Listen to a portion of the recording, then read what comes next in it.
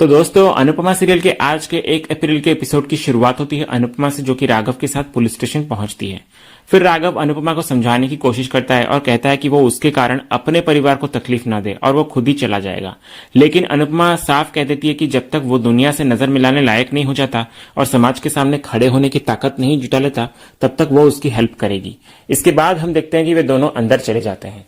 दूसरे सीन में हम देखते हैं कि कोठारी हाउस पर मीता मोटीबा से इमिटेशन ज्वेलरी का बिजनेस करने की परमिशन मांगती है, लेकिन इधर मोटीबा उसे अनुपमा की बातों में न आने की हिदायत देती है और साफ साफ कहती है कि कोठारी परिवार की बहू की हद रसोई से घर के आंगन तक है और इस घर की बहू को काम करने की इजाजत नहीं है।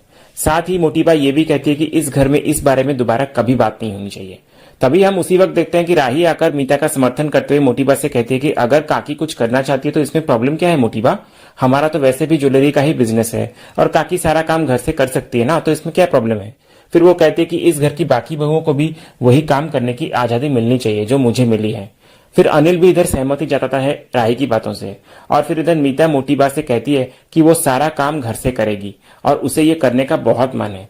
तभी ख्याति भी इधर मीता का समर्थन करती है, लेकिन मोटीबा ये कहने लगती है कि इस बारे में हम बाद में बात करेंगे, कहकर वो बात को टाल देती है। फिर इधर सभी के जाने के बाद पराग अनुपमा पर परिवार तोड़ने का आरोप लगाता है। तभी मोटीबा उसे आश्वासन देती है कि उन्हें अपनी बहुओं को संभालना अच्छे से आता है। इसके बाद फिर हम देखते हैं कि पराग को एक फोन आता है और वो बात करके हैरान सा हो जाता है। तो मोटीबा उससे कारण पूछती है, लेकिन पराग पहले बताने में संकोच करता है। तो मोटीबा पराग को बताने के लिए जोर देती है तो पराग ये कहता है कि राघव जेल से रिहा हो चुका है। ये सुनकर इधर मोटीबा घबरा जाती है और कहती है कि अब वो यहाँ आ जाएगा और हमसे बदला लेगा। तो पराग उन्हें शांत करने की कोशिश करता है और कहता है कि मैं ऐसा कभी होने नहीं दूंगा बा, मैं उसे फिर से जेल में डलवा दूंगा और वो अपनी सारी जिंदगी जेल में ही रहेगा। दूसरे सीन में फिर हम देखते हैं कि मोहल्ले के लोग अनुपमा को पुलिस स्टेशन में शिकायत दर्ज कराने के लिए दोषी ठहराते हैं। वे अनुपमा से कहते हैं कि बुरे वक्त में मोहल्ले वालों ने उनका साथ दिया, लेकिन आज वो किसी बाहर वाले के लिए मोहल्ले वालों के एहसान तक भूल रही है। तभी अनुपमा इधर उन्हें आईना दिखाती है और कहती है कि उसने मोहल्ले के लोगों की जितनी मदद की है वो उनके एहसानों के बदले में कई गुना ज्यादा है। फिर अनुपमा डांट कर राघव का समर्थन करती है और मोहल्ले वालों से कहने लगती है कि भले ही वे उससे नाराज रहे, लेकिन उसके परिवार को परेशान ना करे। ये सुनकर मोहल्ले वाले वहां से चले जाते हैं। इसके बाद अनुपमा राघव से कहती है कि वो अन्नू की रसोई में जाकर दरवाजा बंद कर ले। तो राघव इधर अनुपमा को धन्यवाद करता है और वहां से चला जाता है। सीरियल में आगे फिर हम देखते हैं कि प्रार्थना और राही मीता के बिजनेस में उसकी मदद करने का फैसला करती है। हालांकि प्रार्थना मोटीबा की नाराजगी को लेकर चिंतित सी रहती है, लेकिन राही उसे सकारात्मक रहने के लिए कहती है। इधर प्रार्थना ये भी स्वीकार करती है कि वो भी अपने सपने पूरा करना चाहती है, लेकिन तभी उसे गौतम की प्रतिक्रिया का डर होता है। तो इस पर राही कहती है कि उसे किसी से डरने की जरूरत नहीं है और अपने सपनों को पूरा करने की हिम्मत रखनी चाहिए उसे। तो इधर हम देखते हैं कि गौतम उनकी बातें सुन लेता है और राही पर ताना मारने लगता है। वो राही से कहता है कि वो प्रार्थना से दूर रहे। ये सुनकर इधर राही गुस्से में वहां से चली जाती है और इधर गौतम प्रार्थना को धमकाता है, लेकिन प्रार्थना गुस्से में कहती है कि वो उसकी गुलाम नहीं है। इस पर गौतम गुस्से में बेल्ट निकालते हुए कहता है कि जब गाड़ी ज्यादा आवाज करने लगे तो इसका मतलब होता है कि सर्विस का समय आ गया है। ये कहते हुए वो दरवाजा बंद कर देता है। इधर दूसरी तरफ हम देखते हैं कि अनुपमा लीला से उसकी तबीयत का हाल पूछती है, लेकिन लीला अनुपमा को ही अपनी हालत के लिए जिम्मेदार ठहराती है।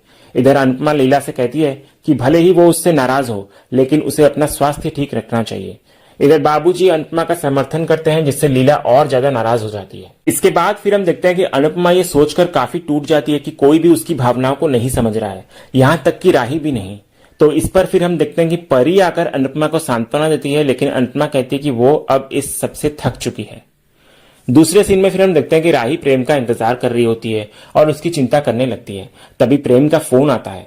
फिर प्रेम राही से कहता है कि उसे उसकी बहुत याद आ रही है और वो अपना प्यार जाहिर करता है। ये सुनकर राही इधर बहुत खुश हो जाती है। इसके बाद फिर हम देखते हैं कि प्रेम राघव के बारे में सोचता है और राही को समझाने की कोशिश करता है कि जिस तरह उन्होंने कुछ पल की मुलाकात में ही मोहित पर भरोसा कर लिया, उसी तरह अनुपमा ने भी राघव पर भरोसा किया होगा। तो प्रेम फिर आगे बताता है कि उसने राघव को अन्नू की रसोई में मेहनत से काम करते हुए देखा है। वो राही से यह भी कहता है कि उसे अनुपमा के अनुभव पर भरोसा रखना चाहिए। तो राही इधर प्रेम के हाव भाव को नोटिस करती है और उसे शक होता है कि प्रेम ने शराब पी रखी है, लेकिन प्रेम इधर कहता है कि उसने सिर्फ जूस पिया है। फिर वो राही से कहता है कि वो तैयार हो जाए क्योंकि वो घर आ रहा है। साथ ही वो ये भी कहता है कि उसे अनुपमा से बात कर लेनी चाहिए क्योंकि माँ को हर्ट नहीं करनी चाहिए। फिर इधर फोन काटने के बाद प्रेम बड़ा अजीब सा महसूस करता है। मोहित की दी हुई गोली का असर अब उतर चुका होता है और प्रेम गिरने ही वाला होता है, तभी मोहित आकर सही समय पर उसे संभाल लेता है। फिर मोहित प्रेम से पूछता है कि क्या वो ठीक है, तो इस पर प्रेम कहता है कि जब तक उसका छोटा भाई उसके साथ है तब तक उसे कुछ नहीं हो सकता। इसके बाद फिर हम देखते हैं कि वो मोहित से उसे घर ले चलने के लिए कहता है। वे दोनों फिर वहां से जा ही रहे होते हैं कि तभी एक लड़का प्रेम को देखकर उसे जोरू का गुलाम कहता है। ये सुनकर इधर प्रेम बड़ा गुस्से में आ जाता है और उसे हद में रहने के लिए कहता है। तभी वो लड़का और उसके साथी राही और अनुपमा के बारे में गलत सलत बातें करने लगते हैं। वे भद्दे कमेंट करते हैं कि माँ बेटी खुद ऑर्डर की डिलीवरी करती हैं ताकि ग्राहक ज्यादा ऑर्डर करें।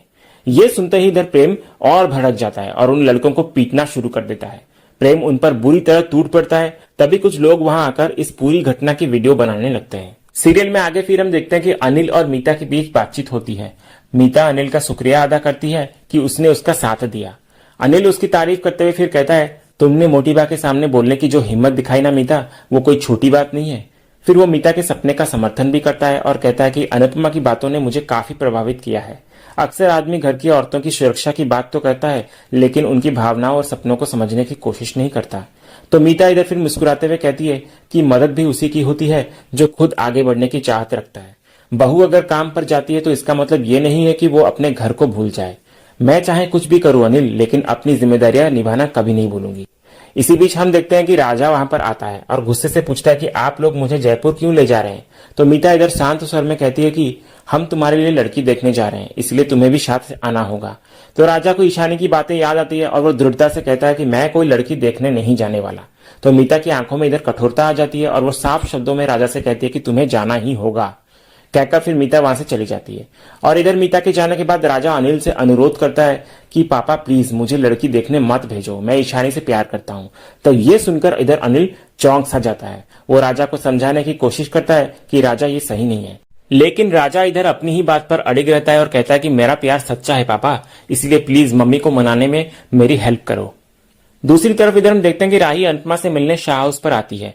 उसकी आंखों में पछतावे के आंसू होते हैं और वो भावुक होकर आगे कहती है, मम्मी मुझे माफ कर दो, मैंने आपको बहुत गलत समझा।